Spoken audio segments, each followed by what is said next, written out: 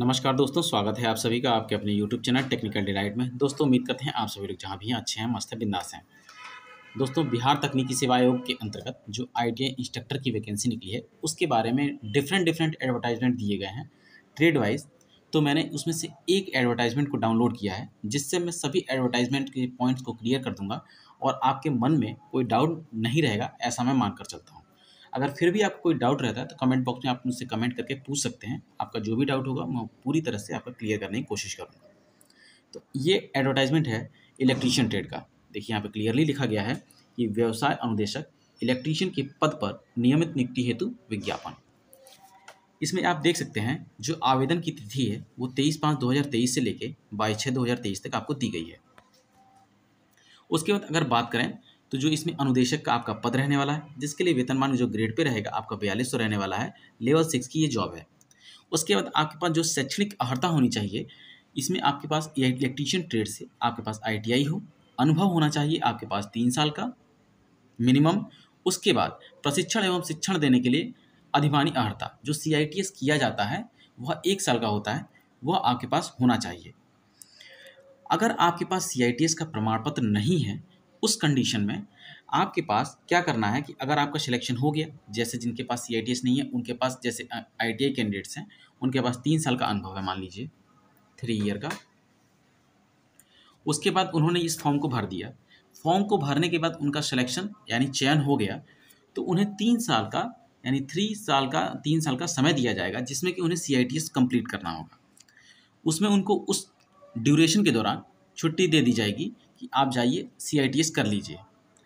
वो 3 साल से अधिक अगर आपका CITS हो जाता है तो उस कंडीशन पर आपके जो वेतनमान होता है, जो इंक्रीमेंट होता है वो रोक दिया जाएगा और आपकी सेवा समाप्ति करने पर भी विचार किया जा सकता है। लेकिन जितना कि कोई हार्ड एंड फास्ट रूल नहीं होता CITS में, बहुत ज़्यादा टफ कोर्स नहीं है कि कोई CITS 3 साल में पास ना कर पाए, ऐसी कोई कंडीशन आने वाली नहीं है। तो इसमें क्या है कि एक चीज़ तो क्लियर हो गई, जिन्होंने CITS किया हुआ है और जिन्होंने CITS नहीं किया हुआ है वो लोग इस फॉर्म को भरने के लिए एलिजिबल हैं। अब फाइनल सिलेक्शन के लिए क्या क्राइटेरिया रहेगा उसके बारे में भी मैं डिस्कस करूंगा कि जो नॉन CITS हैं उनको भरना सही रहेगा या क्या रहेगा, मैं इस पॉइंट पे भी देखूंगा। जो बात करें अगर कैटेगरी वाइज सीट्स की तो टोटल 153 सीट्स हैं, आप यहाँ देख सकते हैं। उसके बाद बात करें तो अनारक्षित UR जो अदर कैंडिडेट्स के कैंडिडेट हैं, मान लीजिए बिहार से टच एरिया में जो बॉर्डर एरिया रहते हैं उधर के कैंडिडेट भी इसमें फॉर्म भरते हैं, तो जिनके लिए केवल 63 सीट्स अवेलेबल है, जिसमें कि महिलाओं का जो हॉरिजेंटल रिजर्वेशन है, क्षैतिज आरक्षण है 35% का, उसमें कि 63 में से आपकी 21 सीटें घट जाएंगी। बाकी सीटें जो बचेंगी उसी पर आप फाइट कर पाएंगे। उसके बाद ये जो आरक्षण है आपका EWS SC ST OBC, ये सीटें केवल बिहार के जो कैंडिडेट्स हैं उन्हीं को आरक्षण ये दिया जाएगा। उसके बाद देखिए ये 2% का कोटा किसके लिए है, जो स्वतंत्रता सेनानी होते हैं उनके पोता पोती के लिए होता है। उसके बाद आयु सीमा की अगर बात कर लें यहाँ पे तो आयु सीमा, न्यूनतम आयु सीमा आपकी 21 वर्ष रहनी चाहिए एवं अधिकतम आयु सीमा आपकी 37 वर्ष हो, महिला के लिए 40 वर्ष हो। तो इस तरीके से कैटेगरी वाइज आपका यहाँ देख सकते हैं कि किसका जो जिस कैटेगरी में आता है आप अपना आरक्षण देख लीजिए कि कितने की आयु सीमा तक आप अप्लाई कर सकते हैं। उसके बाद बात करें नेक्स्ट पॉइंट पे, इसमें जो चयन प्रक्रिया रहेगी उसके बारे में आप यहाँ देखिए। चयन प्रक्रिया में लिखित परीक्षा होगी आपकी जो कि कुल 100 अंक की होगी, जिसमें कि आपको 20 प्रश्न जो रहेंगे वो सामान्य अध्ययन विषय के होंगे एवं 80 प्रश्न, जैसे ये मान लीजिए मैंने इलेक्ट्रीशियन ट्रेड का ओपन किया है तो 80 प्रश्न उस कैंडिडेट के उसकी ट्रेड यानी इलेक्ट्रीशियन ट्रेड से प्रश्न पूछे जाएंगे जो कि निमी आधारित बुक के ही होंगे। उसके बाद क्योंकि यहाँ पे क्लियरली मेंशन कर दिया DGT द्वारा इलेक्ट्रीशियन हेतु निर्धारित अद्यतन करिकुलम के अनुसार ही पूछे जाएंगे। शेष 20 प्रश्न जो होंगे समसामयिकी एवं सामान्य अध्ययन के होंगे आपके। जो पेपर होगा उक्त परीक्षा में एक से अधिक पालियों में CBT अगर टेस्ट अगर आयोजित करवाया जाता है तो उस दौरान आपका नॉर्मलाइजेशन भी किया जाएगा। परीक्षा में आपको एक सही उत्तर के लिए 1 अंक दिया जाएगा एवं 0.25 अंक काट दिया जाएगा, यानी कहने का मतलब यह है कि 1/4 निगेटिव मार्किंग रहने वाली है। उसके बाद आगे देखिए आप, द्वितीय चरण की अगर बात करें फाइनल मेरिट की कि किस आधार पे आपकी मेरिट तैयार होगी, तो आप इसमें देख सकते हैं जो पहला है, लिखित परीक्षा के प्राप्त अंकों के 50% अंक अभ्यर्थी को दिए जाएंगे। अब देखिए, अगर मान लीजिए पेपर 100 नंबर का है, अब कोई 100 में 100 नंबर तो लिया नहीं देगा। अगर मान लें किसी के मैक्सिमम नंबर की भी अगर बात करें तो मान लीजिए किसी के 90 नंबर्स हैं, पहली बात तो नेगेटिव मार्किंग है, तो 90 नंबर मान लीजिए किसी के आए हैं, तो इसका 50% यानी 45 नंबर उस कैंडिडेट्स को कितने मिले रिटन टेस्ट में। उसके बाद अब क्या होगा, उसे 20 अंक यानी जो उसने CITS किया हुआ है, शिक्षुता प्रमाण पत्र लिया हुआ है, माने ITI जो ट्रेड है उसकी, उस ट्रेड का आप मान लीजिए कितना 20%। अगर मान लीजिए कोई ITI कैंडिडेट है, उसके परसेंटेज कितने हैं 80 से 90 तक ही परसेंटेज है, ऐसा मैं एवरेज मानकर चलता हूँ। 80% का अगर कोई कैंडिडेट 20% भी नंबर लेगा यहाँ पे, तो कितना हो जाएगा उसका 16 मार्क्स। अगर किसी के 90 हैं तो वो 18 मार्क्स लेगा। तो इससे पहले वाले में उसने किसी कैंडिडेट ने पाए 45 मार्क्स, फिर उसे एक नंबर अच्छे हैं तो उसने पाए 18 मार्क्स, ठीक। फिर उसके बाद CITS में उसने जो परसेंटेज गेन किया, अगर मान लें किसी के CITS में 80 हैं, प्रेजेंट टाइम के सिनेरियो में देखें तो 90 प्लस भी परसेंटेज आए हुए हैं कैंडिडेट्स के। अगर 80% को मान के चलें, चाहे 90 भी मान के चलें, तो 90% का उसका हो जाएगा कितना 30%, तो दैट मीन्स 27 मार्क्स। ओके।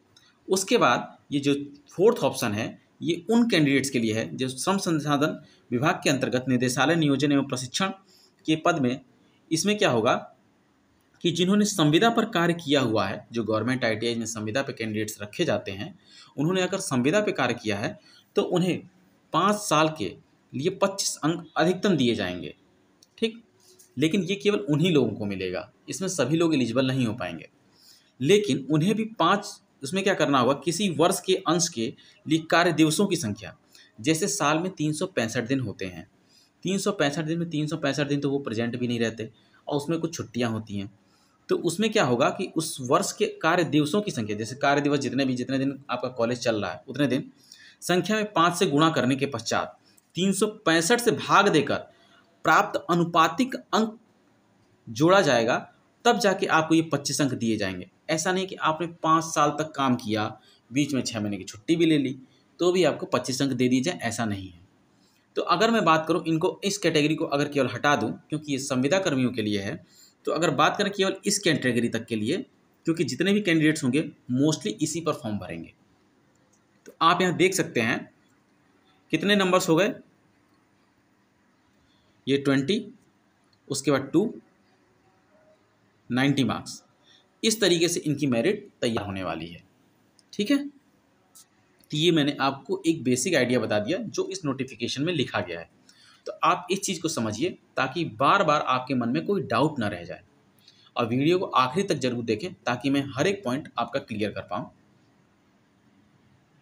उसके बाद यहाँ पे क्लियरली मेंशन किया गया है, जो संविदा कर्मी हैं उनके लिए जो लास्ट डेट दी गई है, जब तक का आपका अनुभव प्रमाण पत्र जैसे जो कुछ भी है एक्सपीरियंस काउंट किया जाएगा, वो 23/5/2023 कट ऑफ डेट दे दी गई है।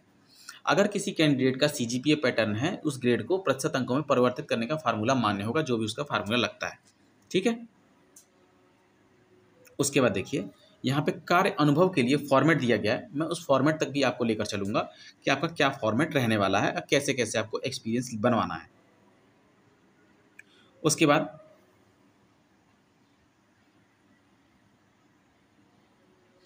आपके जो बिहार वाले कैंडिडेट्स हैं, उन सभी कैंडिडेट्स जो भी उनका जाति प्रमाण पत्र और भी जो अन्य प्रमाण पत्र, मूल निवास प्रमाण पत्र, क्रीमिलेयर, नॉन क्रीमिलेयर, आय जात जो कुछ भी बनता है बिहार से, वो आप सभी लोगों को बनवा लेना है। और वो जो प्रमाण पत्र आपका रहेगा वो 22 तारीख से पहले का ही रहना चाहिए। यहाँ पे एक डेट दी गई थी 22/6/2023, उससे पहले का ही रहना चाहिए। यानी कहने का मतलब यह है कि 22/6/2023, तो इससे पहले के ही आपके सभी प्रमाण पत्र को ही वैलिड किया जाएगा, ठीक है। ऐसा नहीं कि आप जब DV के लिए जाएं, ज्वाइनिंग के टाइम जाएं, तो आप लेटेस्ट बनवा के फिर चले जाएं, तो ऐसा नहीं होगा। उस कंडीशन पे हो सकता है कि आपको बाहर भी किया जा सकता है, ठीक है। उसके बाद अगर बात करें ऑनलाइन आवेदन शुल्क की, तो आप यहाँ देख सकते हैं जो यूआर कैंडिडेट्स हैं, ओबीसी कैंडिडेट्स हैं एवं ईडब्ल्यूएस कैंडिडेट्स हैं, उनके लिए 600 रुपये का शुल्क रहने वाला है। बिहार जाति के अनुसूचित जाति, अनुसूचित जनजाति के लिए 150 रुपये का शुल्क रहने वाला है। महिला वर्ग के लिए भी 150 रुपये का। राज्य के बाहर के उम्मीदवार, चाहे वे किसी वर्ग के महिला पुरुष हों, उनके लिए 600 रुपये का पेमेंट रहने वाला है। जो दिव्यांग कैंडिडेट्स हैं उनके लिए 150 रुपये का शुल्क रहेगा। ठीक है। इसमें एक बात और लिखी गई है कि जिसमें आपको जो भी डॉक्यूमेंट्स अपलोड करने, माने आप फॉर्म भरते समय स्पेशली ध्यान जरूर रखेंगे कि कोई गलती ना हो, क्योंकि आपको सुधारने का मौका नहीं दिया जाएगा, ऐसा इस नोटिफिकेशन में मेंशन कर दिया गया है। यहाँ पे देख सकते हैं योग्यता से संबंधित सभी प्रमाण पत्र, उक्त प्रमाण पत्र निर्गत होने पर 22/6/2023 के पूर्व का होना आवश्यक है। जो मैंने अभी आपको डेट बताई वो यहाँ पे क्लियरली मेंशन किया गया है। ठीक है, चलते हैं आगे। अब देखिए यहाँ पे वो पॉइंट भी लिख दिया गया है। आवेदन द्वारा ऑनलाइन आवेदन में सभी प्रविष्टियां सावधानी से भरी जाएंगी। भविष्य में आवेदन में किसी प्रकार का परिवर्तन सुधार मान्य नहीं होगा। किसी भी प्रकार की त्रुटि हेतु आयोग जिम्मेदार नहीं होगा एवं प्रतिकूल परिणाम हेतु आवेदक स्वयं जिम्मेदार होंगे। ऑनलाइन आवेदन में सुधार हेतु किसी आवेदन पर कोई विचार नहीं किया जाएगा एवं वैसा आवेदन को निरस्त कर दिया जाएगा। ठीक है, तो वैकेंसी भी आपकी बहुत लंबे समय के बाद आई है, तो फॉर्म को भरने में किसी प्रकार की गलती मत कीजिएगा। ठीक है, फोटो जो इसमें आप अपलोड करेंगे उसमें जो बैकग्राउंड आपका होगा वो वाइट कलर का होना चाहिए, ये इसमें क्लियरली मेंशन किया गया है। ठीक, अब देखिए मैं बात कर लेता हूँ अनुभव प्रमाण पत्र की।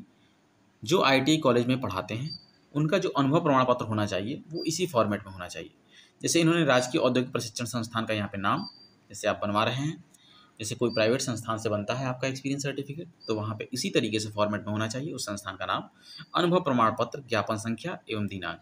ज्ञापन संख्या यानी रेफरेंस नंबर होता है कि कितने लोग वहाँ पे जॉब कर चुके होते हैं, एक डाटा होता है, आपका नाम, नियुक्ति, ये सब, इलेक्ट्रीशियन ट्रेड में आप क्या क्या किस पद पे अध्ययन, किस पद पर कार्यरत थे, आपका वेतन माह क्या था यहाँ मेंशन होगा, आपके यहाँ पे जो होगा कार्यालय के मुहर एवं प्रिंसिपल के जो प्रभारी होंगे उनका मुहर लगेगा, हस्ताक्षर होगा, उस प्रशिक्षण संस्थान का नाम यहाँ पे मेंशन किया जाएगा। तो जो फॉर्मेट है वो इन्होंने दिया हुआ है, इसी फॉर्मेट में आपको एक्सपीरियंस लेटर भी रखना होगा। मुझे लगता है कि मैंने जो भी जानकारी प्रदान की है आपको, उससे आपके सभी डाउट क्लियर हो गए होंगे। लेकिन इससे रिलेटेड आपका इसी ट्रेड से जितना मैंने आपको बताया जानकारियाँ दी, सेम ऐसे ही सभी ट्रेड के लिए है।